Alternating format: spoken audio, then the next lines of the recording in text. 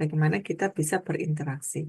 Jadi pelayanan informasi obat ini juga tergantung bagaimana kita bisa memberikan informasi yang benar, kemudian dengan cara yang benar gitu ya. Yang satu, eh, balik kalau pasiennya adalah pasien anak, maka tentunya kita akan fokus kepada orang tua gitu. Jadi bukan ke pasien. Beda lagi dengan pasiennya adalah yang apa namanya geriatri. Jadi pendengaran mereka sudah mulai berkurang. Kemudian bagaimana kita berinteraksi gitu ya, itu juga akan mempengaruhi dari keberhasilan. Kemudian pengembangan obat, bahan obat dan obat tradisional. Nah, ini masuk kepada tahapan apa misalkan pengembangan obat. Nah, bagaimana kita bisa menemukan beberapa atau berinovasi gitu ya kepada produk-produk baru sehingga obat tersebut bisa berkembang dan juga bisa bermanfaat kepada masyarakat. Itu yang pertama. Baik.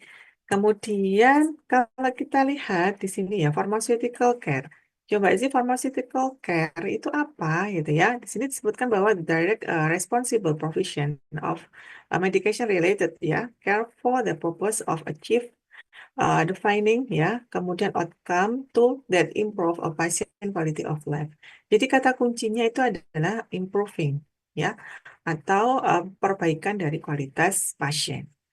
Jadi bagaimana kita bisa mendeliver gitu ya, memberikan eh, apa atau membantu ya si klien ataupun pasien yang untuk mendapatkan outcome-nya, yaitu untuk perbaikan ke kualitas hidup ya si pasien begitu. Jadi ini adalah juga tanggung jawab kita sebagai seorang farmasis ataupun seorang apoteker. Nah, kalau sepertinya gampang gitu ya atau sepertinya mudah, sederhana.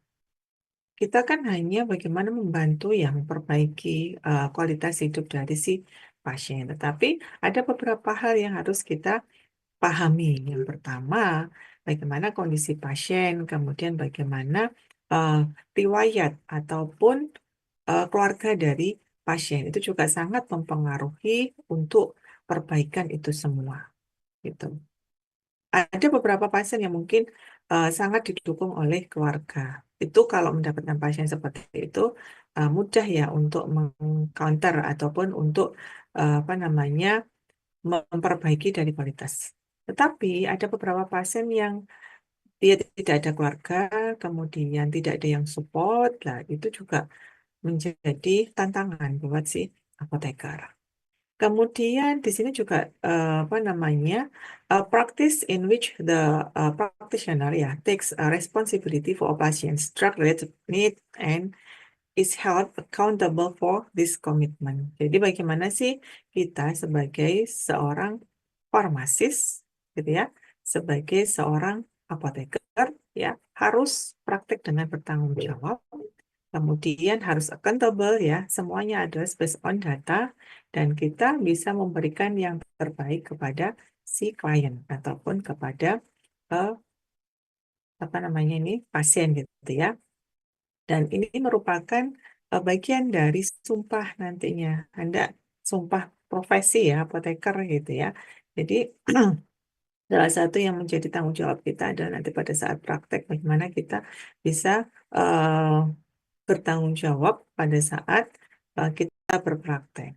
Dan itu semua harus ada dalam diri kita. Jadi semuanya harus kita tanggung jawabkan gitu ya. Jadi semuanya adalah based on research ya. Semua informasi yang kita berikan kepada si klien atau pasien adalah bukan sembarangan. Artinya kita harus semuanya based on data. Jadi informasi harus bisa dipertanggungjawabkan gitu ya dan seterusnya. Oke, ini adalah terkait dengan prinsip ya, ada beberapa prinsip ya, ada elemen di sini ada mulai dari Medicaid atau apa related ya, medication related, kemudian directly provide to pasien, kemudian definite outcome, personal responsibility dan seterusnya.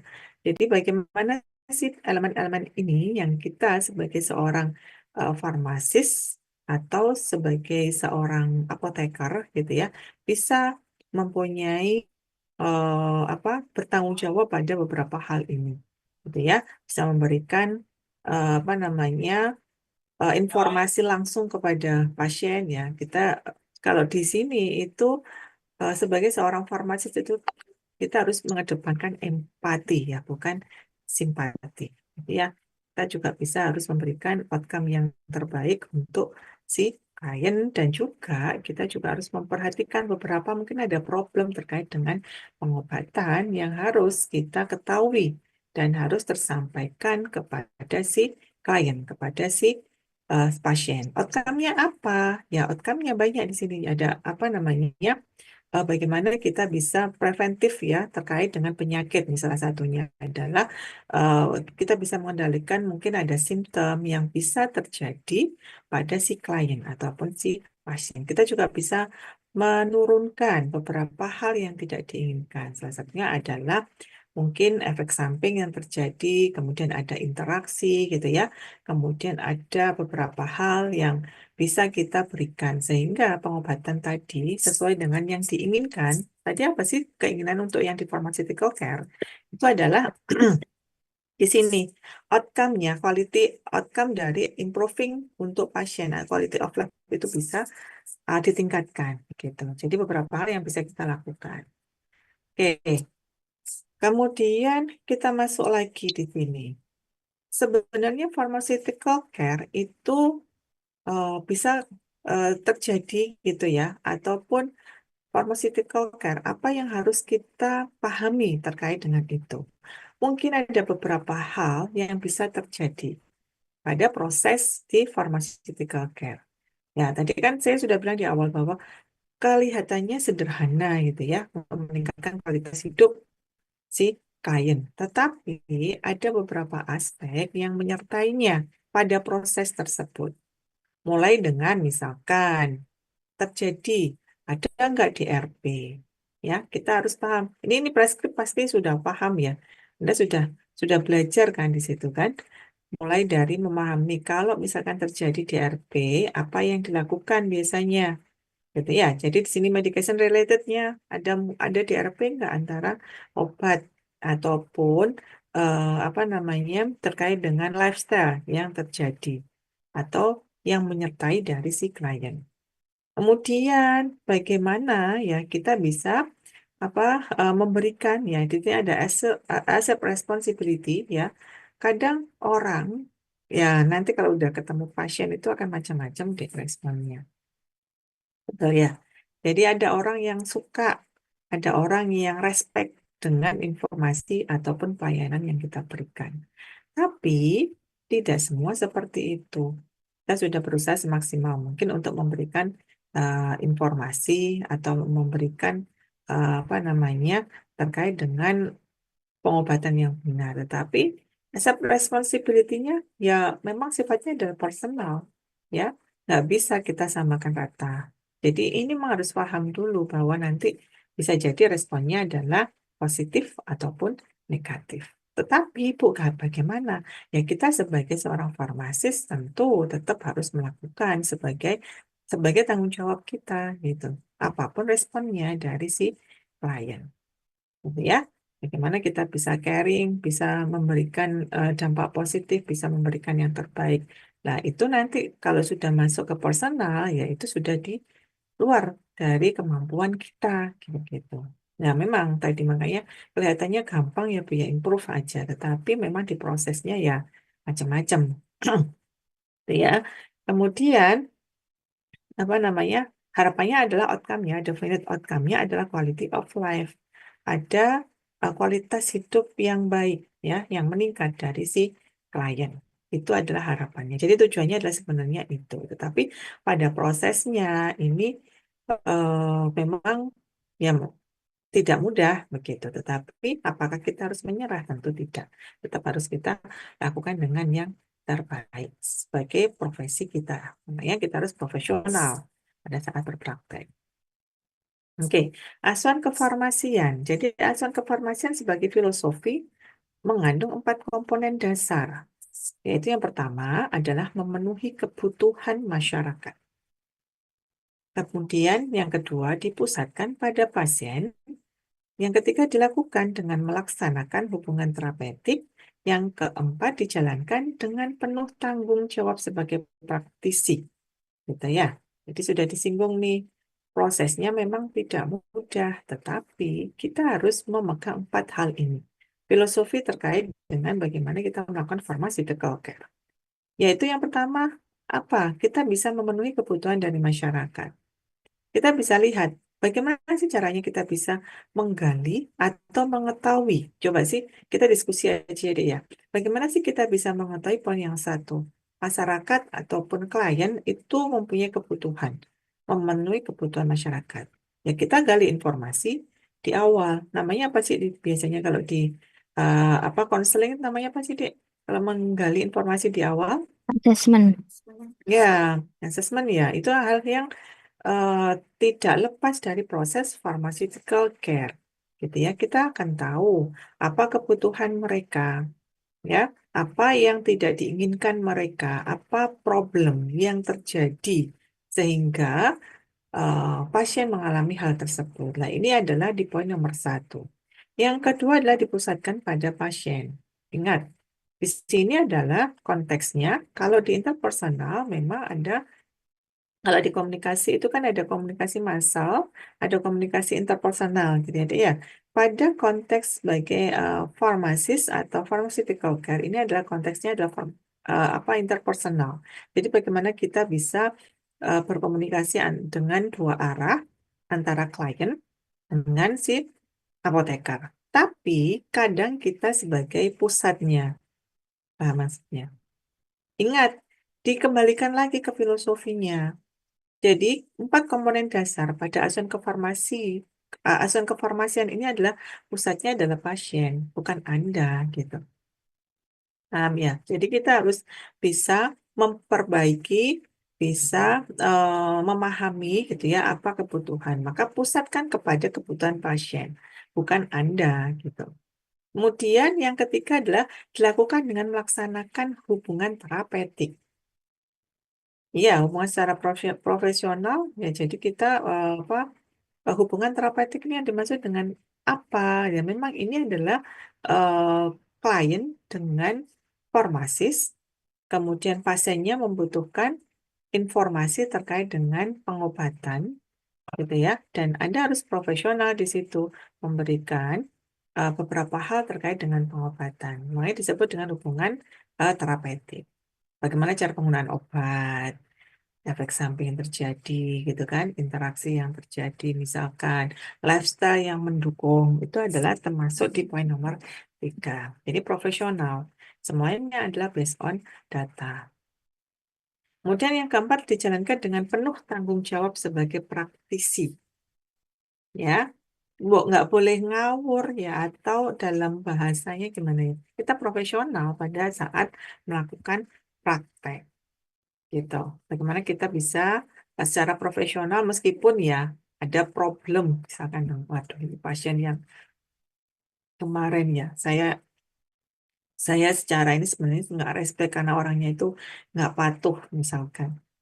Tetapi Anda tetap harus profesional di situ, gitu ya, dengan penuh tanggung jawab sebagai praktisi. Nah ini tanggung jawab ataupun filosofi yang harus dipegang sebagai seorang apoteker nantinya kalau sudah menjadi seorang praktisi. Sekarang belajar gitu. Oke, kemudian, nah ini di sini ada apa namanya konsep gitu ya, filosofi dari praktek. Nah, kira-kira bisa filosofi praktek ini mulai dari attitude ya, behavior, komitmen, concern ya, etik, function ya, knowledge, responsibility dan skill. Semua ini harus melekat pada seorang praktisi, seorang apoteker. Jadi apoteker yang praktek nanti disebut dengan praktisi. Attitude yang baik, ya bisa memberikan contoh yang baik gitu ya. Kemudian behavior juga ya bagaimana kita bisa membangun suatu kebiasaan yang positif untuk si klien ataupun si pasien. Komitmen itu yang sangat penting juga. Komitmen kita untuk selalu membantu. Komitmen kita untuk meringankan beban si klien gitu ya, tidak malah menambah beban, tetapi bagaimana kita berkomitmen untuk itu. Secara etik sudah diatur di kode etik praktek, bagaimana kita bisa berpraktek dengan baik. Dan semua itu sudah diatur juga oleh undang-undang ya.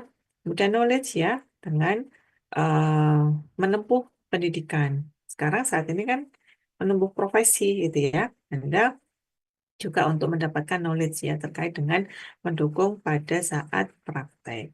Responsibility bertanggung jawab terhadap apapun ya yang Anda lakukan pada saat berpraktek dan skill tentu. Jadi kalau seorang profesional ya itu ada knowledge dan ada skill. Jadi kalau misalkan ujian gampangnya gini, ujian apoteker itu kan ada OSCE dan ada CBT kan, Dek. OSCE itu kan menguji skill dari seorang calon apoteker, sedangkan knowledge-nya diuji dengan CBT. Lah, ini adalah filosofinya, karena nantinya skill itu juga dibutuhkan. Bagaimana Anda membuat, contohnya misalkan meracik obat, menyiapkan obat, IV mixture gitu ya, untuk pasien kanker. Ya, itu adalah skill yang harus didapatkan. Kemudian pemberian terapi obat. Jadi dari filosofi praktek ini, untuk memberikan obat, makanya tidak boleh sembarangan. Ini harus pakar atau seorang yang profesional, gitu ya. Jadi di sini ada pemberian terapi obat, maka di sini pencapaian tujuan terapi demi terwujudnya apa namanya peningkatan kesehatan dan kualitas hidup. Jadi dari filosofi ini semua sebenarnya adalah untuk tadi sebenarnya peningkatan kesehatan dan kualitas hidup ya improving quality of life. Jadi ini adalah definisi dari pharmaceutical kan. Jadi dari filosofi dulu, filosofi ini terkait dengan semua yang kita dapatkan ya di bangku pendidikan ataupun di pelatihan dan seterusnya dan komitmen Anda secara pribadi sebagai kalau sudah memilih untuk menjadi seorang profesional atau misalkan seorang apoteker, maka Anda harus punya komitmen di sini. Kemudian Anda juga harus punya concern ya secara etika, ini juga harus dijaga. Gitu. Jadi ini semua yang akan mendukung pada peningkatan kualitas hidup atau quality of life dari si klien. Oke, tadi juga ya, pasien center teori. Jadi semua tadi terkait dengan apa namanya pelayanan yang kita berikan gitu ya. Kemudian bagaimana kita mengetahui bagaimana simptom ataupun kondisi pasien gitu ya, kemungkinan-kemungkinan yang bisa terjadi gitu ya. Kemudian hal-hal yang mungkin urgent atau emergency terkait dengan kondisi pasien, maka semuanya adalah senternya adalah si pasien dan tujuannya adalah dampaknya adalah quality of life. Jadi di sini efek quality of care and health outcome. Jadi semuanya eh, yang kita berikan itu adalah untuk membantu si klien ataupun si pasien gitu ya. Dan itu juga akan mempengaruhi pada peningkatan kesehatan secara nasional. Jadi bisa membantu program dari pemerintah. Oke, kemudian, nah ini juga disebutkan bahwa pasien atau farmasis gitu ya, accepting more responsibility and ensure that patient reach a desired outcome with the medication therapy. Jadi bagaimana sih farmasis kalau ditelaah lagi ya di sini pasien ataupun farmasis itu memberikan beberapa poin ya tadi yang disebutkan di filosofi tadi ya untuk membantu si klien ya dengan beberapa cara dengan beberapa tahapan tadi ya. Makanya tadi kan sebenarnya kualitas hidup itu ditingkatkan dengan beberapa tahapan. Memang tidak gampang, tetapi ini adalah menjadi bagian dari praktek. Jadi apa namanya kita juga harus memberikan dampak yang positif kepada si klien ya dengan memberikan tanggung jawab yang penuh ya untuk membantu si klien ataupun si pasien ya untuk mendapatkan keberhasilan pada proses terapinya. Jadi mulai dari bagaimana kita memberikan pengetahuan atau knowledge ya, itu bisa biasanya diberikan pada proses konseling. Kemudian bagaimana atau proses DPO ya. Kemudian bagaimana kita misalkan memutuskan atau memberikan apa namanya decision ya, atau memberikan advice kepada si klien. Dan itu semua adalah untuk kebaikan si klien atau si pasien. Jadi patient center teori itu ya sama tadi, bahwa senternya adalah si klien. Apapun yang kita lakukan itu adalah untuk si klien. Oke. Hmm. Baik, di sini ada beberapa hal, ya buka dulu semuanya ya. Jadi di sini kalau kita lihat ada beberapa perbedaan orientasi. Memang kalau dulu ya, dengan bertambahnya waktu sekarang kita mulai berkembang ya, farmasis juga mulai berkembang. Jadi dulu hanya di produk oriented saja, tapi sekarang ada pasien oriented ya, dan juga ada based on product gitu. Kalau produk oriented ini adalah membawa produk ke klien ya, produk dibawa ke pasien. Sudah. Nah, kalau di pasien oriented membawa farmasis ke klien. Jadi ada proses di sini. Ada farmasis, kemudian ke klien. Ada namanya pasien oriented. Kemudian kalau produk oriented, itu adalah difokuskan pada produk. Tetapi kalau pasien oriented, itu kita tidak hanya melihat pada produk saja, oh produk ada, obatnya ada, diberikan. Fokus kepada obat saja. Tetapi kalau si pasien oriented itu adalah fokusnya kepada si klien. Bagaimana sih Bu? Bagaimana cara kita bisa fokus kepada si klien? Makanya ada beberapa filosofi tadi, mulai dari knowledge, komitmen gitu ya, kemudian pengetahuan, dan seterusnya etika kita. Ini dibutuhkan pada pasien oriented. Kemudian produk, asuhan atau pelayanan sebagai penunjang. Lah, kalau produk oriented ini fokus ke produk, asuhan atau yang lainnya itu bukan hal yang utama. Sedangkan kalau pasien oriented ini adalah asuhan klien adalah hal yang utama, produk sebagai penunjang. Meskipun kita tetap harus ya memperhatikan bagaimana mendapatkan produk yang baik, gitu ya. Kemudian jumlah resep yang dilayani kalau produk oriented, berapa sih resep yang bisa kita layani pada setiap hari begitu. Sedangkan kalau pasien oriented ini adalah hasil yang dirasakan atau diperoleh klien. Hasilnya seperti apa? Kita harus tahu di situ. Makanya setelah memberikan layanan biasanya ada apa? Ada feedback gitu ya. Kemudian kita ada misalkan monitoring terkait dengan pengobatan. Bisa via telepon misalkan atau WhatsApp menanyakan bagaimana sih pengobatan kemarin Bu, apakah ada keluhan atau apapun. Ini adalah namanya pasien oriented. Kalau produk stop sudah. Jadi kalau misalkan berapa ya yang bisa saya layani? Misalkan sehari 100 resep. Sudah berhenti di situ tanpa kita memperhatikan bagaimana kondisi pasien setelahnya, gitu ya. Kemudian yang produk oriented ini adalah memamerkan dan menjual produk. Fokus di situ. Sedangkan pasien oriented ini adalah menyediakan kenyamanan klien.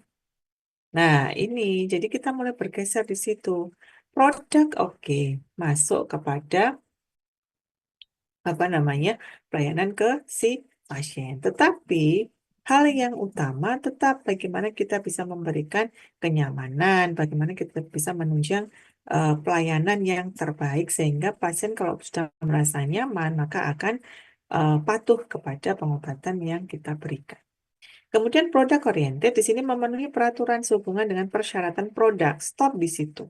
Sedangkan pasien oriented menunjang asuhan kefarmasian yang diberikan.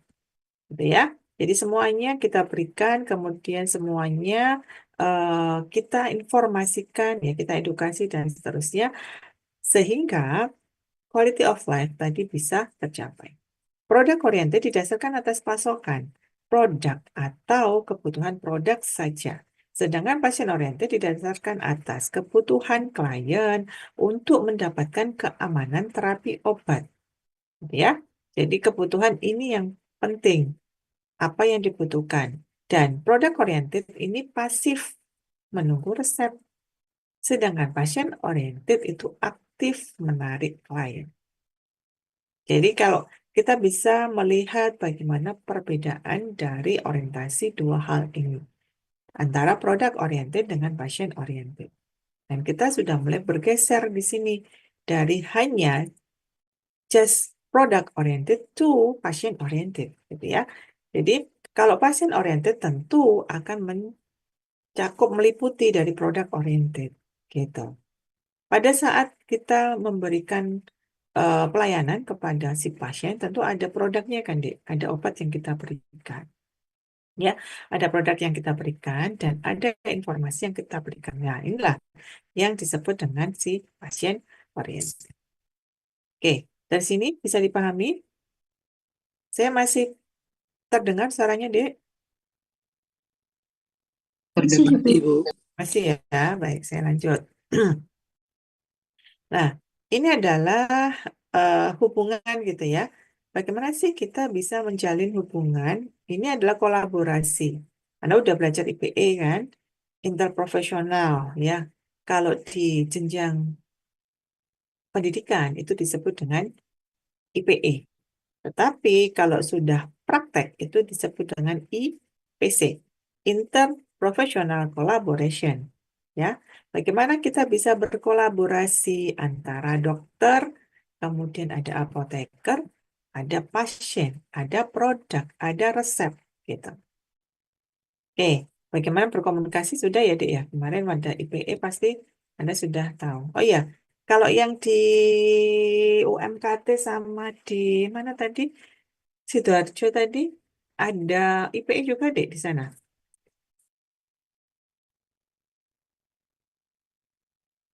Ada IPE, Interprofessional Education. Sepertinya belum ada, Bu. Belum ada. Oke, mungkin saya, kalau belum ada, saya singgung sedikit ya terkait dengan IPE. Jadi, atau Safira coba diterangkan deh IPE yang pengalaman dari yang Anda dapatkan pada saat S1, Safira. eh IP itu pada saat saya satu dulu kolaborasi antara mahasiswa dari fisioterapi, maksud saya mahasiswa keperawatan dan juga mahasiswa kedokteran gitu. Kemudian di situ kami berdiskusi tentang eh, studi kasus begitu Bu. Kemudian kita juga melakukan home service dan maksud saya home visit. Kemudian eh, kita diskusikan bersama tentang kasusnya itu. Begitu, Ibu. Ya, dan ada batasan gitu ya, Dek ya, sesuai dengan profesional masing-masing. Jadi kita tidak bisa sembarangan loh. Ini kan ranahnya dokter, maka apoteker boleh mengambil ranah itu tidak. Jadi kita paham batasan yang menjadi tanggung jawab masing-masing dari profesi. Itu adalah IPE gitu ya. Jadi di IPE yang pernah dilakukan nanti mungkin di profesi ada IPE profesi dulu. Dulu ada IPE profesi dengan profesi dokter, profesi nurse, mungkin dengan profesi fisioterapi yang waktunya mungkin bisa bersama gitu ya. Karena memang ritmenya memang sangat sulit ya kalau IPE, apalagi profesinya berbeda. Ada yang mungkin sekarang udah di Bangsal, farmasisnya baru masuk seperti itu. Jadi gambarannya IPE atau Interprofessional Education ini adalah kolaborasi antara beberapa profesional, yaitu ada dokter yang ada di rumah sakit gitu ya, kemudian ada apoteker, kemudian ada nurse ya, kemudian ada fisioterapis yang mereka mempunyai tanggung jawab masing-masing sesuai dengan profesinya. Jadi kita menghormati dan kita berkolaborasi di situ. Misalkan kalau terkait dengan obat, maka dokter akan menyerahkan kepada apoteker. Ini obatnya apa yang sesuai. Begitu juga terkait dengan ya. Diagnosa itu adalah ranahnya dokter. Dan dulu kalau di perawat itu ada nikmat gitu ya, terkait dengan, atau sekarang apa namanya, di keperawatan. Saya kenalnya dulu kalau pada saat awal ibu itu ada nikmat. Jadi ada asuhan keperawatan. Bagaimana kalau misalnya kasusnya seperti ini, asuhan keperawatannya itu apa yang harus dilakukan. Nah, ini kolaborasi itu sangat penting pada nantinya. Sehingga collaboration ya, atau interprofessional collaboration itu akan mempunyai dampak yang positif kepada si pasien dengan kolaborasi yang baik. Perlu diingat bahwa kasus terkait dengan mungkin karena tidak ada kolaborasi, kemudian informasi yang kurang, gitu ya, informasi yang tidak menyeluruh dari semua aspek yang ada, maka itu bisa mencederai si klien, bahkan bisa mengakibatkan kematian. Maka dari itu, kolaborasi itu sangat dibutuhkan. Dan kita belajar mulai dari sekarang untuk kolaborasi. Nah, di sini ini adalah merupakan wujud dari kolaborasi gitu ya antara dokter, apoteker dengan pasien. Apa tugas dan wewenang dari dokter? Di sini melakukan anamnesis dulu. Kita tahu nih gangguan kesehatannya seperti apa. Ada data lab, kemudian ada data fisik atau data klinik ya yang mendukung dari eh, apa namanya diagnosis dari si klien gitu ya. Ada diagnosis nih di sini. Kemudian setelah diagnosis anamnesis gitu ya. Kemudian di sini setelah itu dituliskan di resep. Setelah tahu nih diagnosisnya, oh ini hipertensi, maka dituliskan di sini di resep ya. Kemudian di resep dari resep ini maka diberikan ke siapa? Ke apoteker gitu ya. Apoteker di sini. Apoteker di sini apa yang dilakukan? Melakukan asesmen dulu, mulai dari administratif, farmasetik ya dan farmakoterapi. Kita mengecek apakah obatnya ini, kadang kan obat itu kenapa jenisnya banyak banget, ya banyak sekali. Karena kita terkait dengan bagaimana sih pasien bisa menggunakan obat yang benar sehingga pengobatannya bisa tercapai. Anak-anak kan tidak mungkin mendapatkan kapsul gitu ya, tidak mungkin mendapatkan tablet. Nah, kita lihat nih secara farmasetiknya. Secara administratifnya juga kita lihat nih apakah ini juga resep yang benar gitu ya, bukan resep palsu, maka ini juga harus diperhatikan. Kemudian kita lihat juga secara farmakoterapi. Ada DRP kah, ada interaksi kah, dan seterusnya. Oke, kemudian setelah itu apoteker setelah asesmen semua ini, maka kita siapkan nih obatnya. Obat itu ada beberapa hal yang harus kita perhatikan. Obat itu ada nama generik ya, ada dagang kimia, ada bentuk sediaan, ada bahan aktif ya, mekanisme kerja, ada dosis, ada kelas terapi, ada rute pemakaian, ada interaksi dan seterusnya. Sudah kita siapkan, maka resepnya tadi kan ke pasien, obat juga ke pasien. Jadi dari sini, ya dari pasien, kita juga harus bisa menelaah nih umurnya, berat badan, jenis kelamin, lifestyle-nya yang mendukung dari pengobatan. Nah ini juga bisa meningkatkan kualitas dari hidup kalau ini dilakukan dengan benar. Kolaborasi itu sangat penting gitu ya. Makanya sekarang kalau untuk akreditasi rumah sakit, maka IPE atau IPC itu juga merupakan bagian dari poin yang ada di akreditasi. Oke, bentar. Oke, kemudian mana tadi? Nah ya, kita lanjut lagi ya. Ini kebutuhan. Kebutuhan. Coba kita buka dulu semuanya. Oh, oh, tadi. Ya, jadi di kebutuhan ini ada terkait dengan perilaku pasien, gitu ya. Ada sistem rujukan profesional, ada perilaku praktisi. Kita masuk di mana, Dik? Ya, ini kita bukan pasien kan, Dek ya. Kita adalah praktisi nantinya kalau sudah praktek. Jadi, bagaimana kita bisa apa namanya, mengetahui beberapa hal terkait dengan itu. Yang pertama adalah perilaku pasien. Kita pengenalan kebutuhan dulu. Apa yang diinginkan atau apa yang menjadi poin penting pada pengobatan ini. Jadi, memutuskan untuk mencari pelayanan kesehatan, proses mencari Yankes, dan dasar pijakan perilaku sakit. Nah, masih ingat ya di PPF ya, Dek, ya? Ada orang itu cenderung ke dua perilaku. Masih ingat? Perilaku sehat dan perilaku sakit. Ya, jadi kalau perilaku sehat biasanya dia preventif ya, melakukan apa? Olahraga, kemudian melakukan hal-hal yang bisa mencegah dari dia bisa sakit, itu adalah perilaku sehat. Sedangkan perilaku sakit, si klien atau si orang tersebut mengakui bahwa saya ini sakit, maka saya harus pergi ke rumah sakit. Nah, ini adalah perilaku pasien. Tidak semua seperti ini. Tidak semua klien akan seperti itu, Dek. Itu harus paham dulu. Gitu ya. Klien itu ada beberapa hal yang kadang mungkin saya merasa sehat, ya. Saya nggak mau pergi ke rumah sakit. Padahal sebenarnya kan dia sakit. Maka kita harus tahu di sini. Dasar pijakannya adalah dia si klien itu harus berperilaku sakit. Kemudian kalau mau berperilaku sakit, maka kalau dia persepsinya adalah sakit, maka dia akan mencari Yankes atau pelayanan kesehatan. Dia akan pergi ke apotik, ke rumah sakit, ke klinik ya untuk mendapatkan pengobatan. Ya. Kemudian setelah itu sistem rujukan profesional. Sistem rujukan profesional di sini ada siapa aja profesional itu? Ya, contohnya ada dokter, ada perawat, ada apoteker. Kemudian perilaku praktisi di sini, bagaimana kita bisa, oh ya ini ada klien, kemudian sakit gitu ya.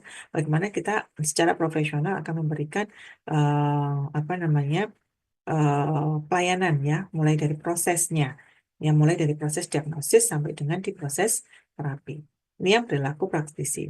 Kemudian pelayanan yang digunakan di sini ya, yaitu mulai periksa ke dokter tadi, masuk ke rumah sakit, oh iya ini nggak usah rawat inap, cukup rawat jalan maka dapat terapi obat. Ini pelayanan yang ada digunakan. Kemudian setelah itu hasilnya bagaimana? Sembuh kok. Oh, nggak ada efek samping, hilang gejala. Dan ini adalah proses dari pelayanan kesehatan. Jadi, ini adalah hal-hal kebutuhan dari si klien atau si pasien, dan kuncinya adalah di sini dasar pijakannya. Harus perilaku sakit. Paham gitu ya? Jadi, kalau si klien sudah berpijak pada saya sakit kok, itu akan mudah. Tetapi kalau sebaliknya, itu akan susah biasanya. Susah ini dikasih tahu, nggak mau minum obat, nggak mau ke dokter, nggak mau ini. Gitu ya. Banyak kasus seperti itu yang mungkin ada di sekitar kita, keluarga kita gitu ya. Ada kasus misalkan, saya punya contoh nih, keluarga. Meskipun mungkin ya karena namanya orang tua itu kan menganggap anak itu kan tetap seperti anak ya, nggak dewasa gitu. Kalau dikasih tahu anaknya itu malah susah. Tapi kalau dikasih tahu orang tua, orang lain itu lebih patuh. Mungkin ada pernah mengalami seperti itu. Dan itu biasanya terjadi pada keluarga, gitu ya. Dan itu ya, itu memang ada. Ya kita harus maklum dan itu memang terjadi. Gitu. Oke. Kemudian di sini terkait dengan apa? Proses ya, proses terapi dengan obat. Proses terapi obat ini penyembuhan dengan obat. Kita memberi.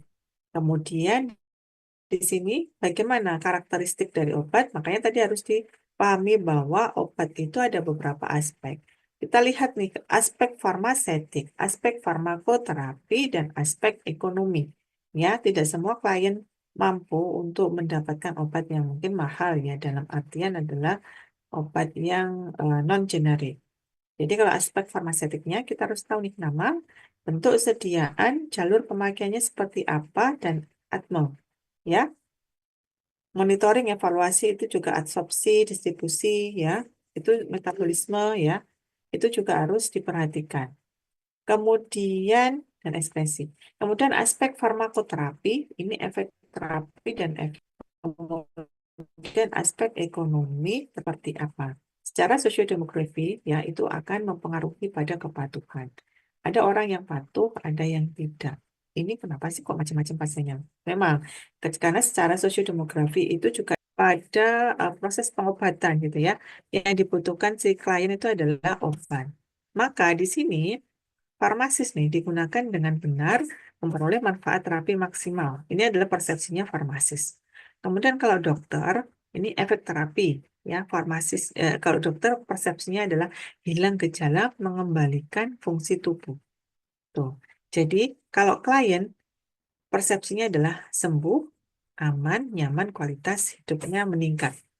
Nah, kalau kita lihat tiga hal ini, coba farmasis, pokoknya benar, manfaat maksimal. Ini adalah persepsi si apoteker kepada penggunaan obat.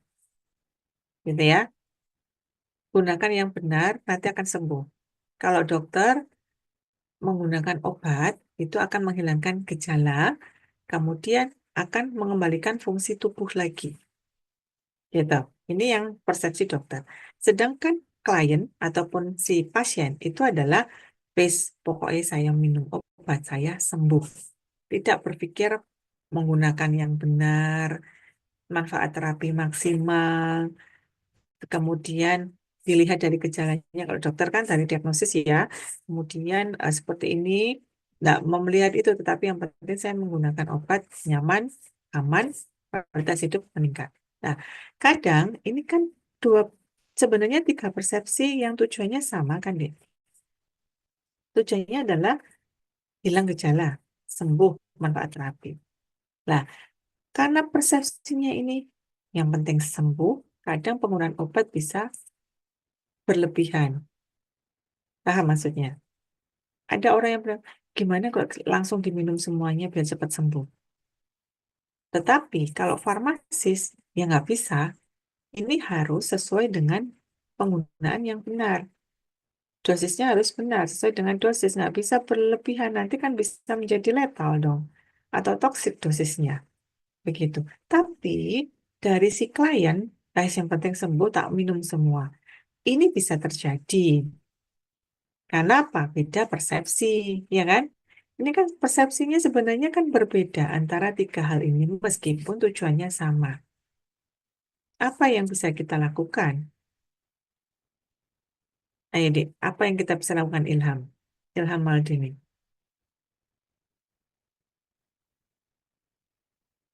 Kira-kira apa?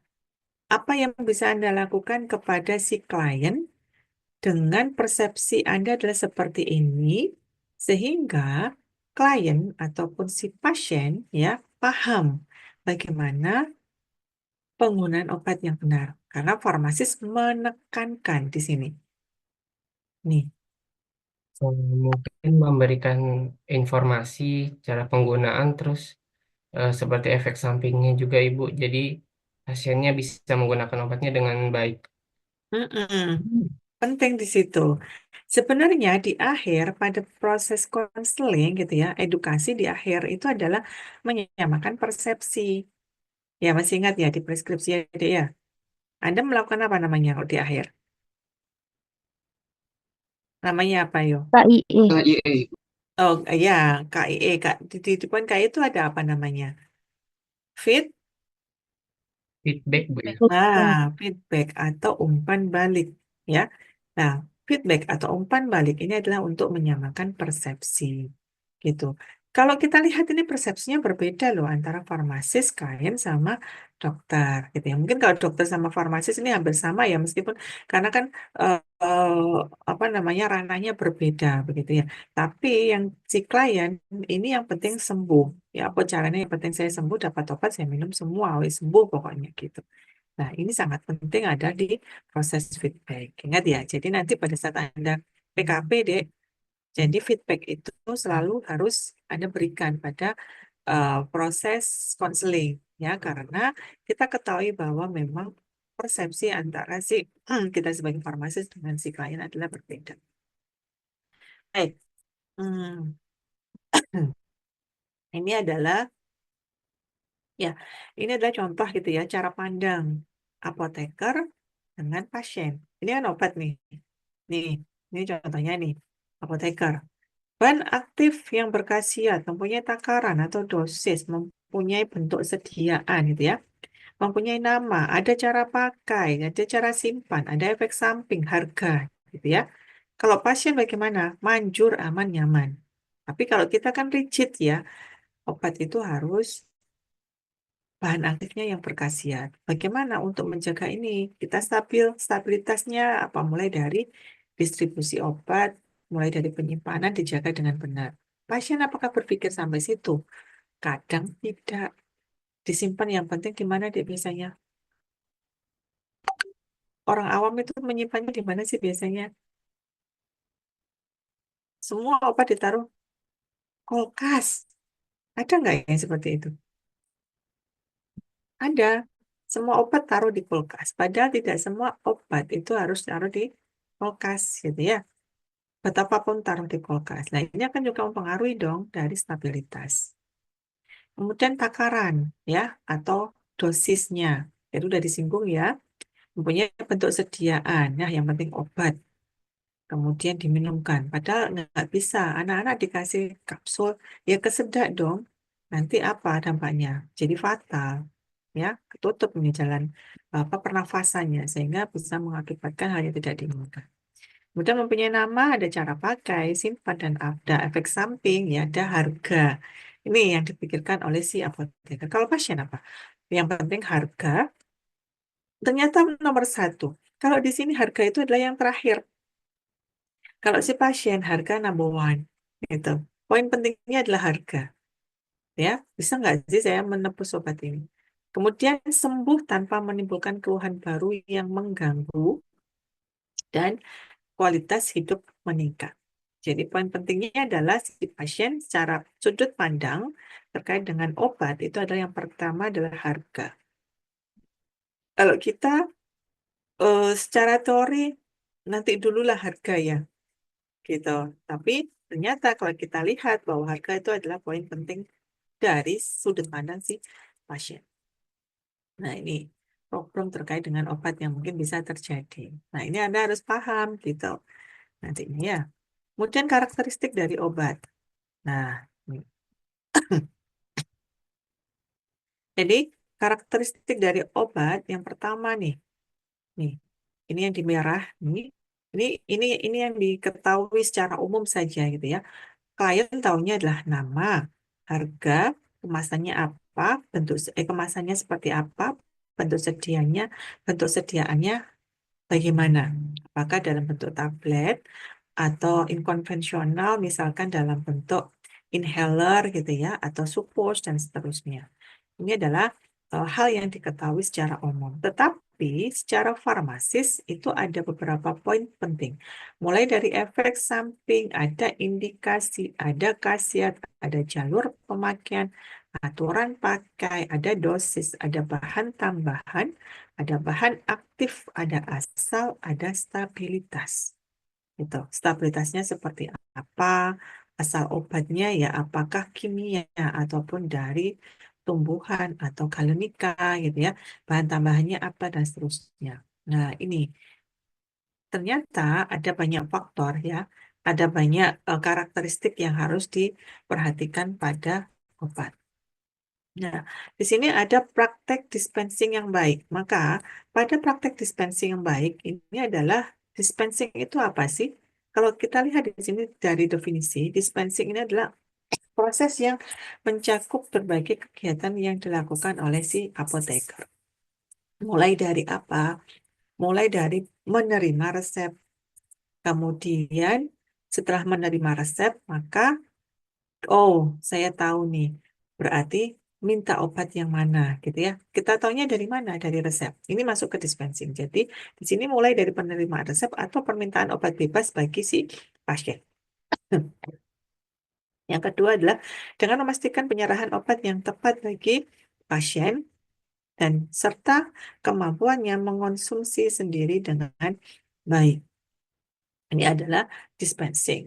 Kemudian praktek dispensing yang baik bagaimana? Ini adalah suatu proses praktek yang memastikan bahwa suatu bentuk yang efektif dari obat yang benar. Yang pertama adalah pasiennya harus sesuai, harus benar. Kemudian dosis dan kuantitas yang tertulis itu juga harus benar. Instruksinya juga harus jelas dan suatu kemasan yang memelihara potensi dari obat. Nah, ini dispensing gitu ya. Kemudian praktek dispensing ini juga mencakup semua kegiatan yang terjadi antara waktu resep diterima dan obat atau bahan lain yang ditulis disampaikan kepada pasien. Dispensing ini merupakan salah satu unsur vital dari penggunaan obat secara rasional, selain unsur lain yaitu kebiasaan penulisan obat secara rasional. Tuh ya, ini dispensing. Baik, kemudian kegiatan dalam proses dispensing itu mulai dari apa? Menerima dan memvalidasi resep dokter. ataupun resep yang didapatkan dari si klien gitu ya. Dan itu juga resep itu apakah secara legalitas itu valid atau tidak. Ini maka mulai dari awal adalah validasi dulu. Biasanya validasi itu terdiri dari apa aja, Dik? Validasi resep itu apa yang harus kita perhatikan pada awal?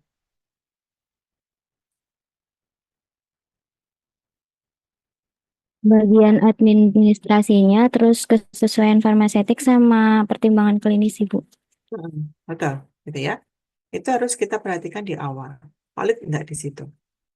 Secara administratif dulu yang paling awal, kemudian setelah itu pertimbangan-pertimbangan yang lain ya, untuk sediaannya ya, kemudian terapinya atau terapinya seperti apa. Kemudian mengerti dan menginterpretasi maksud dokter penulis resep. Kita paham dulu. Makanya sekarang kalau kita lihat nih resep-resep yang baru, sekarang kan banyak ya dia. Resepnya itu e-resep, e-prescribing gitu ya. Pakai elektronik. Jadi mudah untuk dibaca dibanding dengan tulisan. Dan dokter sekarang tulisannya juga lebih mudah ya. Kalau dokter-dokter yang mudah maksudnya. Lebih mudah dibanding dengan penulisan pada zaman dulu. Karena dengan penulisan yang benar, yang mudah dibaca, itu akan memudahkan kita untuk menyediakan atau menyiapkan obat. Pengisian profil pengobatan pasien, ini bila di rumah sakit, itu kan ada record ya, Dik, ya, medical recordnya, ada PMR, misalkan, menyediakan atau meracik dengan teliti, memberi wadah dan etiket yang benar, kemudian merekam semua tindakan, ya, tindakan yang ada, yang kita siapkan untuk dispensing ya, prosesnya itu kita rekam. Contohnya apa, Dek? Maksudnya merekam ini gimana? Merekam semua tindakan. Apa contohnya?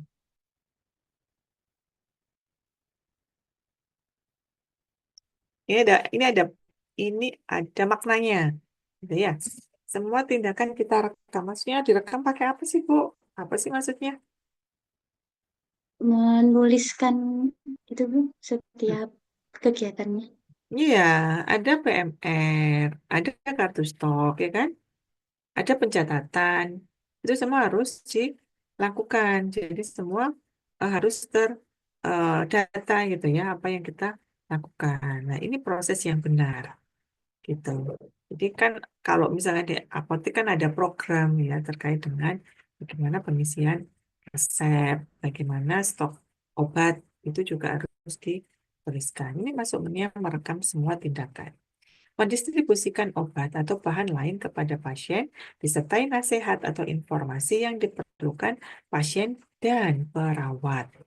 Nah, ini konteksnya mungkin kalau perawat ataupun dokter itu di rumah sakit. Tapi kalau di komunitas gitu ya, bagaimana kita memberikan pada proses di akhir yaitu di konseling gitu, memberikan informasi. Kemudian di sini ada beberapa eh, transformasi gitu ya, transformasi value ya apoteker dan pasien. Ya ada beberapa nilai-nilai ya yang mulai bertransformasi ya, mulai bertransformasi ke hal yang positif gitu ya, terkait dengan apoteker dengan ke klien ataupun ke pasien gitu ya. Melakukan verifikasi ya, ini akan meningkatkan trust, kepercayaan si klien. Kemudian indikasi gitu ya, ini juga akan meningkatkan pemahaman bagaimana sih obat tersebut bisa bekerja dengan baik ataupun dengan benar. Efikasi ya, efektivitas dari obat, efikasinya itu akan memunculkan atau meningkatkan harapan kesembuhan dari si klien. Ya, kemudian safety, ya kita menyampaikan safety terkait dengan pengobatan. Ini juga memberikan kekuatan kepada si klien bahwa apoteker peduli dengan saya gitu ya sebagai seorang pasien begitu. Compliance ya terkait dengan kepatuhan ini juga terkait dengan perilaku sehat dalam penggunaan obat. Di mana perilaku itu juga akan mempengaruhi ya eh, kebutuhan ataupun kesembuhan dari si klien. Nah, ini jadi kalau kita melakukan verifikasi itu juga akan bisa berdampak positif kepada hal-hal yang diinginkan atau sesuai yang diinginkan oleh si klien. Jadi mau ada verifikasi, indikasi, efikasi, safety, and compliance. Sedangkan pasien itu akan meningkat trust-nya, pemahamannya, harapan, dan kepedulian, dan perilaku sehat dalam penggunaan obat. Oke, kemudian di sini proses transformasi, mulai dari yang pertama nih, verifikasi ya. Apa sih ini? Verifikasi ini adalah ada pengetahuan, sikap dan perilaku apoteker untuk membangun kepercayaan pasien terhadap apoteker dengan melakukan verifikasi pasien dan obat yang diminta. Nih, kemudian kalau kepercayaan di sini timbul kepercayaan pasien kepada apoteker tentang jaminan kebenaran, kesesuaian obat yang diminta dengan kondisi klinis dari si klien atau si pasien, ya. Percaya tadi. Kemudian di sini juga ada verifikasi nih. Pengetahuan, sikap, dan perilaku apoteker untuk membangun kepercayaan pasien terhadap apoteker dengan melakukan verifikasi pasien dan obat yang diminta. Untuk menjamin kebenaran obat dan kesesuaian si pasien. Pengetahuan obat meliputi apa? Ada nama, ada bentuk sediaan, ada jumlah, ada takaran atau dosis, ada lama pemakaian, ada cara pemakaian. Kalau pengetahuan pasien meliputi nama, ya sama gitu ya, umur, kemudian gejala atau keluhan, informasi kondisi pasien terkait dengan ADME obat yang diminta. Jadi verifikasi ini sangat penting dan ini juga harapannya adalah bisa meningkatkan trust.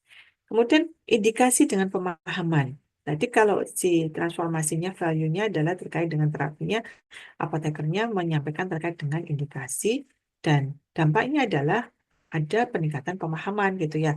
Ada timbul pemahaman yang baik oleh si klien. Jadi kalau di indikasi, pengetahuan, sikap, dan perilaku apoteker untuk membangun pemahaman pasien terhadap obat yang diterima melalui resep. Pemahaman di sini si klien ini adalah timbul pemahaman pasien terhadap obat yang diterima sesuai dengan kondisinya, sesuai dengan kondisi klinik si pasien. Paham? Oh, berarti obat ini adalah untuk obat panas misalkan. Oh, ini adalah antipiretik gitu ya. Ini adalah antiplatelet. Paham di situ? Karena kita memberikan pemahaman, memberikan informasi terkait dengan indikasi. Gitu. Oke. Kemudian di sini, pengetahuan, sikap, dan perilaku apoteker untuk membangun pemahaman pasien tentang obat yang diterima. Untuk itu perlu pengetahuan tentang mekanisme kerja obat dan tujuan penggunaannya dikaitkan dengan kondisi klinis serta keluhan dan gejala yang dirasakan oleh si klien ataupun si pasien. Maka di sini perlu memang kita memberikan informasi terkait dengan itu. Pengetahuan tentang mekanisme kerja dari obat dan obatnya itu untuk apa, ditujukan untuk apa, dan seterusnya. Oke, efikasi sekarang. Apa ya efikasi? Tadi kan di sini efikasi itu ada hubungannya, value-nya adalah transformasinya adalah keharapan untuk si klien. Jadi pengetahuan, sikap, dan perilaku apoteker untuk membangun harapan pasien terhadap obat yang diterima melalui resep. Sedangkan harapan ini adalah timbul harapan pasien tentang hasil yang akan diperoleh, gitu ya, hasil yang akan didapatkan setelah menggunakan obat yang diminta sesuai dengan kondisi klinis. Oh, berarti kalau saya minum obat ini, berarti nanti saya akan sembuh. Nah, itu adalah harapan, gitu ya. Jadi bisa memberikan dampak yang positif sehingga pasiennya menjadi, ini ada hubungannya dengan compliance nanti, dengan kepatuhan di akhir. Gitu. Ada harapan sembuh. Orang kan nggak ingin ya sakit selamanya, gitu. Tapi ada apa namanya harapan untuk bisa bergeser gitu ya dari sakit menjadi sembuh. Oke, di sini efikasi, di sini adalah pengetahuan, sikap dan perilaku apoteker untuk membangun harapan pasien tentang obat yang diterima. Untuk itu perlu pengetahuan tentang mekanisme kerja obat dan efek terapi yang diperoleh terkait kondisi klinis, serta keluhan dan gejala yang dirasakan oleh si pasien. Gitu ya. Oke, Kemudian di sini prosesnya safety. Safety ini masuk di atau kepedulian gitu ya. Jadi di sini pengetahuan sikap dan perilaku apoteker untuk membangun kepedulian pasien terhadap obat yang diterima, ini safety. Kemudian timbul kepedulian pasien tentang efek samping obat ya. Kalau peduli terkait dengan efek samping obat, tentu dia akan menghindari efek samping yang bisa terjadi, gitu ya, ataupun larangan yang harus dihindari. Jadi yang akan dialami dan larangan atau anjuran sehubungan dengan obat yang akan digunakan terkait dengan kondisi klinis si pasien. Ya, jadi ada safety, ada kepedulian. Kemudian di sini safety, ini pengetahuan sikap dan perilaku apoteker untuk membangun kepedulian pasien terhadap obat yang diterima. Untuk itu perlu pengetahuan tentang efek samping, faktor-faktor yang menyebabkan terjadinya interaksi, gitu ya, sehingga menyebabkan hal yang tidak diinginkan. Sehingga itu bisa dihindari itu semua terkait dengan kondisi klinis dan juga keluhan pasien. Baik, kemudian setelah itu compliant. Nah, ini poin penting dari kepatuhan itu ya. Pengetahuan sikap dan perilaku apoteker untuk membangun kepatuhan pasien terhadap upaya memperoleh dan menggunakan obat yang diterima. Sebenarnya pengobatan itu tujuannya apa? Ya patuh di obat, kalau waktu digunakan ya diminum, kalau enggak ya enggak diminum kan gitu. Nah, ini adalah compliant. Jadi perilaku sehatnya dalam penggunaan obat, timbul perilaku sehat pasien dalam memperoleh dan menggunakan obat yang diterima terkait dengan kondisi klinis tersebut. Tuh, ya. Oke. Baik, ini. Jadi compliance-nya adalah pengetahuan sikap dan perilaku apoteker apa untuk membangun kepatuhan pasien terhadap upaya memperoleh dan menggunakan obat. Berarti bagaimana di sini? Untuk itu perlu pengetahuan bagaimana tentang persyaratan penggunaan yang benar. Kita harus tahu nih bagaimana penggunaan obat yang benar, ya, yaitu mulai dengan obat yang diterima serta faktor yang mempengaruhi upaya perolehan obat dan kepatuhan menggunakan obat. Itu ya, ini masuk di compliant. Nah, kita masuk ke secara aspek secara Islami ya. Apakah boleh berobat? Apakah boleh kita berobat? Ada yang bisa menjawab?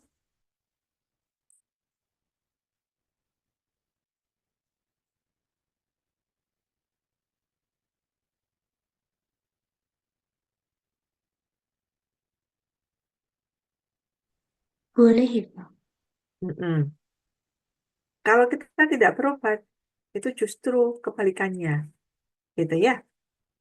Jadi, bolehkah berobat? Maka di sini untuk menjawab pertanyaan di atas, mari kita simak dari hadis ya, yang disabdakan oleh Rasulullah. Ya, ini yang terjemahannya adalah berobatlah. Sesungguhnya Allah Azza wa Jalla tidak menciptakan penyakit, melainkan menciptakan juga obatnya, kecuali pikun. Gitu ya. Jadi itu adalah sudah taruhlah ya, sudah kalau pikun itu ya pasti semua orang pasti akan mengalami. Masuk tua ya, rambut putih dan seterusnya itu pasti akan mengalami. Maka di sini kalau secara Islami berobat itu memang harus kalau kita sakit. Maka diperbolehkan untuk berobat karena Allah menciptakan penyakit dan juga melainkan obatnya, gitu ya, dan juga menciptakan obatnya. Kemudian di hadis yang lain, beliau juga bersabda, sesungguhnya Allah telah menurunkan penyakit dan obat dan menjadikan bagi setiap penyakit terdapat obat. Maka berobatlah dan jangan berobat dengan sesuatu yang haram. Nih, jangan berobat sesuatu yang haram, ya. Jadi kita berobat dengan sesuatu yang halal, gitu. Maka di sini kalau kita lihat ya, ini adalah kewajiban seorang pasien ya untuk mendapatkan pengobatan ya. Maka kalau di perilaku sehat sakit itu adalah kewajiban seorang pasien adalah untuk berobat. Gitu. Maka di sini juga sudah ada dan kita harus mendapatkan pengobatan ya. Apakah berobat bertentangan dengan tawakal kepada Allah? Jadi di sini konsekuensi dari tawakal tersebut melazimkan seseorang berusaha mengambil sebab sebagaimana sabda Rasulullah, andai saja kalian bertawakal kepada Allah dengan sebenarnya, niscaya kalian diberi rezeki seperti rezekinya burung, pergi dengan perut kosong di pagi hari dan pulang di sore hari dengan perut terisi penuh. Jadi perumpamaannya adalah seperti itu. Maka dengan berobat, maka ini adalah merupakan suatu ikhtiar kita untuk mendapatkan kesembuhan. Kita pergi ke rumah sakit dengan kondisi yang lemah, pulang dengan harapan dengan kondisi yang sembuh. Nah, maka ini juga merupakan satu apa namanya terkait dengan kondisi-kondisi dan terkait dengan bagaimana apa kita sebagai si pasien ya. Ini dari sudut pandang pasien ya, dia. Kita sebagai pasien untuk berusaha semaksimal mungkin mendapatkan pengobatan. Oke, kemudian ini berobat tidak menghilangkan tawakal, gitu ya. Jadi berobat ini tidak menghilangkan tawakal. Di sini disebutkan bahwa dari menjelaskan terkait dengan tawakal kepada Allah, di dalam hadis yang sahih terdapat perintah untuk berobat. Dan itu tidaklah menghilangkan tawakal, bagaimana mengambil sebab untuk menghilangkan lapar. Jadi kalau kita lapar, maka ya untuk makan gitu ya. Menghilangkan lapar, haus, kepanasan, serta kedinginan tidak menghilangkan ketawakalan. Bahkan, tauhid tidak akan sempurna kecuali dengan mengambil sebab yang Allah terapkan atau Allah tetapkan, memiliki efek secara qadari atau percobaan dan penelitian maupun syar'i, terdapat dalam Al-Quran dan Sunnah. Bahkan mengingkari sebab bisa merusak tawakal itu sendiri. Sebagaimana ia juga bisa merusak dan melemahkan keyakinan terhadap perintah dan hikmah Allah karena dia meyakini meninggalkan sebab bisa memperkuat dari tawakal. Oke. Kemudian di sini adalah hakikat tawakal. Hakikat tawakal adalah menyandarkan hati kepada Allah dalam meraih sesuatu yang bermanfaat bagi agama dan dunia. Jadi menghindari sesuatu yang membahayakan keduanya. Makanya kalau kita tidak berobat maka akan membahayakan diri sendiri. Itu hakikat dari tawakal dan keharusan kita untuk berobat. Kemudian bersandar kepada Allah haruslah dengan mengerjakan sebab ini. Kalau tidak, sama saja meniadakan hikmah dan syariat, maka janganlah dia menjadikan kelemahannya sebagai bentuk tawakal. Dan jangan pula dia menjadikan tawakal sebagai alasan kelemahannya. Ya, maka secara kita bisa menyimpulkan bahwa keharusan kita untuk berobat ya dan tidak ada larangan untuk berobat. Justru kita didorong untuk berobat dan itu juga tidak menghilangkan ketawakalan kita kepada Allah. Gitu ya. Ini adalah kisah Umar bin Khattab ya radhiyallahu anhu. Di sini ketika datang ke Syam, Umar ya, ketika datang ke Syam, ketika itu sedang terjadi wabah taun. Orang-orang tidak jadi pergi ke Syam dan Umar tidak ikut atau Umar ikut pulang ya bersama mereka. Kemudian ia berkata, kita lari dari takdir Allah menuju takdir Allah. Kemudian Abdurrahman bin Auf menyampaikan kepadanya bahwa Nabi ya Shallallahu Alaihi Wasallam bersabda, jika kalian mendengar ada penyakit mewabah di suatu negeri, maka janganlah memasukinya. Ia pun senang mendengar hal itu karena ternyata ia lakukan termasuk dengan sunnah. Gitu. Ini ini ini termasuk kisah ya, Dek, ya, yang mungkin pernah saya alami gitu ya. Pengalaman gitu. Pada saat haji, sebenarnya saya dan suami itu dapat panggilan haji pada tahun 2020. 2019 itu sudah ada pengumuman, 2020 itu ada panggilan untuk berangkat. Dan masih ingat dek, COVID itu tahun berapa ya? 2019 akhir kan ya?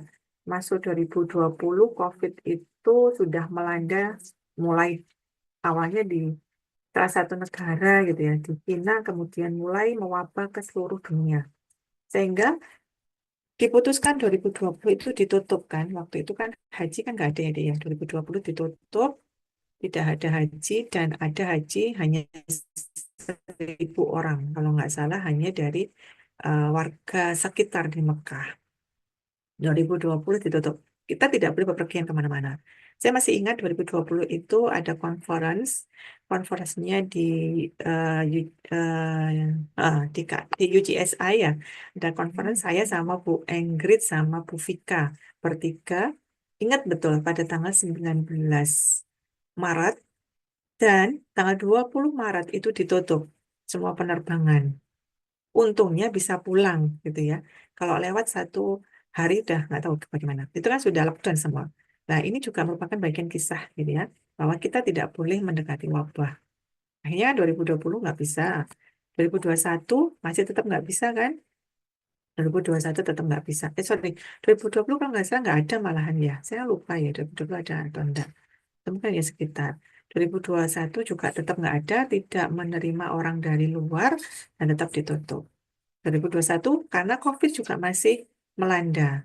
Sampai akhirnya 2022 itu mulai mereda, ada vaksin ya COVID ya sampai dengan tahapan dan tapi ada persyaratan di situ yang tidak membahayakan si jamaah gitu ya atau orang. Nah, ini ada contohnya di situ. Jadi di 2022 ada pembatasan yang berangkat harus di bawah usia 65 tahun dengan istitoah ataupun dengan kondisi yang sehat dan sudah vaksin ketiga. Nah, nih maka dari situ kita bisa memaknai bahwa wabah kita ya sebagai orang yang tawakal memang tidak boleh mendekati wabah. Kita harus tetap menjaga itu gitu ya. Dan Allah juga tidak menyarankan kita mendekatinya, ya. Dan Alhamdulillah 2022 berangkat dengan kondisi yang khusus, semuanya harus pakai masker, vaksinnya pulang itu harus diswab dan seterusnya. Kenapa? Karena untuk menjaga kondisi orang sekitar. Oke, itu ya kisah dari Umar bin Khattab terkait dengan wabah di wabah di Sam gitu ya, tidak pergi ke Sam karena ada wabah di situ ya, yaitu namanya wabah taun. Oke. Allah berfirman ketika menciptakan Khalilullah Ibrahim ya. Ibrahim berkata, dan apabila aku sakit maka dialah yang akan menyembuhkan. Oh, gitu ya, Allah akan menyembuhkan. Oke. Kemudian jangan sampai terjerumus pada syirik kecil, terus menghindari itu ya. Jadi menganggap di sini kaidah yang ditetapkan oleh para ulama itu menganggap sesuatu sebagai sebab yang mana pada asalnya bukanlah sebab, termasuk kesyirikan kecil. Jadi semua penyakit itu datang dari Allah dan kesembuhan itu juga dari Allah. Obat adalah perantara, dokter adalah perantara, gitu ya. Semua adalah perantara, makhluk itu adalah perantara. Jadi, saya sembuh karena dokter itu loh. Nah, itu adalah menyerempet gitu ya ke kesyirikan kecil. Jadi semua itu adalah perantara. Gitu. Yang menyembuhkan tetap yang maha kuasa yaitu Allah. Tuh, jadi kita harus menghindari terkait dengan syirik-syirik kecil. Kemudian menjelaskan, di sini Syekh Sholih Al-Utsaimin menjelaskan alasan mengapa hal tersebut bisa menjerumuskan ke dalam kesyirikan. Ada 2 hal. Yang pertama, orang yang menjadikan sesuatu sebagai sebab, padahal Allah tidak menjadikan hal tersebut sebagai sebab. Sejatinya sedang berusaha menyaingi Allah dalam menciptakan sebuah sebab. Karena yang berhak menjadikan ini sebab atau bukan hanyalah Allah, gitu ya. Yang kedua, karena hal tersebut akan membuat hatinya bergantung kepada sebab tersebut dan akan memalingkannya dari jalan Allah. Gitu. Jadi sudah dibahas ya bahwa untuk menghindari sirik-sirik kecil itu maka kita kembalikan ke yang di atas. Yang memberikan penyakit, yang menyembuhkan hanya kepada Allah. Sedangkan obat dan seterusnya adalah sebagai perantara dari kesembuhan. Ini adalah doa memohon kesembuhan kepada Allah. Yaitu di sini doanya bagaimana di sini ya. Ya Allah, Rob manusia, hilangkanlah kesusahan dan berilah dia kesembuhan. Engkau zat yang maha menyembuhkan. Tidak ada kesembuhan kecuali kesembuhan darimu. Kesembuhan yang tidak meninggalkan penyakit lain. Ya, kemudian ada tawasul. Ya, terdapat tawasul Allahumma rabban nas, ya. Terdapat tawasul kepada Allah dengan keumuman rububiyah Allah terhadap seluruh manusia, dengan penciptaan makhluk, pengaturan segala urusan mereka, serta pergantian yang terjadi pada mereka. Di tangan Allah Ta'ala kehidupan dan kematian, sehat, sakit, kaya, miskin, serta kuat dan lemah. Semuanya berada dalam pengaturan Allah Ta'ala dalam rububiyahnya. Oke, maksudnya adalah hilangkanlah penyakit dan kesusahan. Hal ini merupakan tawasul kepada Allah bahwasanya hanya Dialah yang menghilangkan kesusahan. Kita berserah diri, berpasrah kepada Allah. Kesusahan tidak akan hilang dari seorang hamba kecuali dengan izin dan kehendak dari Allah Ta'ala. Ya, Arifin-Nas. Kemudian wasfi wa anta syafi, terdapat permohonan kesembuhan kepada Allah, yaitu kesehatan, keselamatan dari penyakit, gitu ya.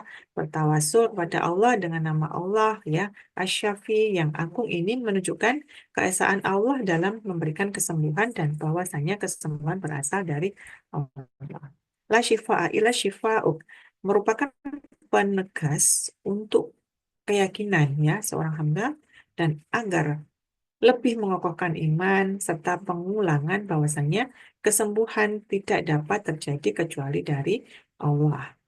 Pengobatan yang dilakukan seorang hamba, jika Allah tidak mengizinkan untuk memberikan kesembuhan, maka ya, dan kesehatan, maka tidak akan memberikan manfaat sedikit pun. Jadi kita berpasrah lagi kepada Allah. La yuwadiru sakuma, maksudnya tidak tersisa penyakit dan tidak meninggalkan cacat. Ya, mudah-mudahan bisa sembuh, ya, total dari semua penyakit tadi. Baik, mungkin ini pertemuan pagi ini terkait dengan pharmaceutical care dengan berbasis Islami. Mungkin ada yang mau didiskusikan ataupun ada yang mau ditanyakan dari adik-adik.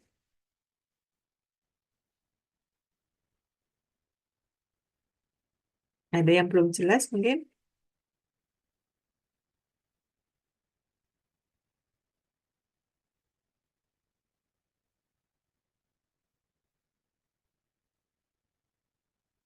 Insya Allah bisa jelas itu. Oke, baik. Kalau sudah jelas, maka pertemuan ini bisa diakhiri, Dek. Silakan dipimpin doa dulu. Ada kuliah lagi setelah ini? Tidak ada, Bu. Nanti sore? Nggak ada juga? Tidak ada, Ibu. Oh ya, yang Pak Rofik sama Bu Teni sama ini, minggu ini atau minggu depan, Dek? Yang di komunitas.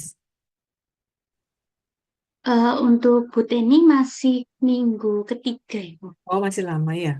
Iya. Sekarang minggu pertama. Minggu kedua, oh ya, masih minggu depan ya. Oh ya. Iya. Oke, baik. Baik, silakan dipimpin doa.